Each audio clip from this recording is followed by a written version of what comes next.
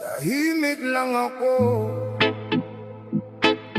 pero ang daming iyong sinasabi. Kala mo kilala niyo pagkatao ko.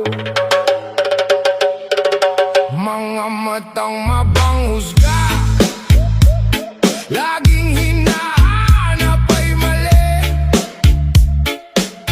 Konting galaw mo lang napapansin lagi.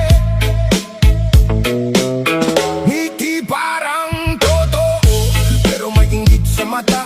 Pag ikaw ay nakatalikod, doon lalabas masamang ugali nila. Binabaon nila ang pakit habang tahimik ka lang.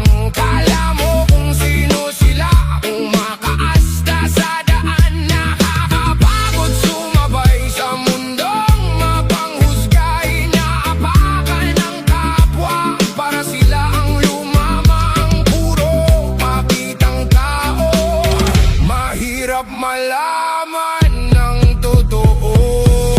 Mga matang mapanghusga, kala mo kayo lang tama. Mga bibig na mapanakit, pero sarili di makita.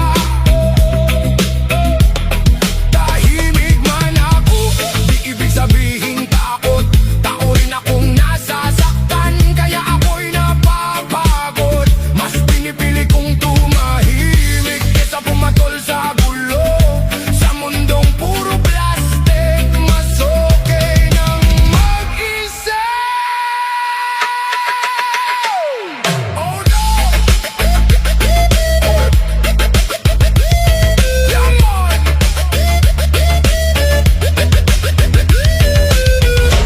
Real talk. Mga taong manggagamit, lalapit pag may kailangan, pero pag ikaw nawalan, bigla ka nilang iiwan. Ang daming banal magsalita, pero ugali baligtad. Humahatol ng walang alam, kala mo kung sinong tapat. Yun pala lason ang salita. Sa harap mo ang ganda ng tawa, pero likod mo'y sinisiraan. Mama, matang mapanghusga, sanay lang manira ng kapwa. Sa bawat salitang binitawan, may pusong napapagod. Pero di nyo kayang sirain ang taong bumabangon. Habang kayo'y puro panghusga, ako na may lalong lumalabas. Mga matang mapanghusga, di alam ang tunay mong laban. Mga bibig na mapanira, di alam ang nararamdaman.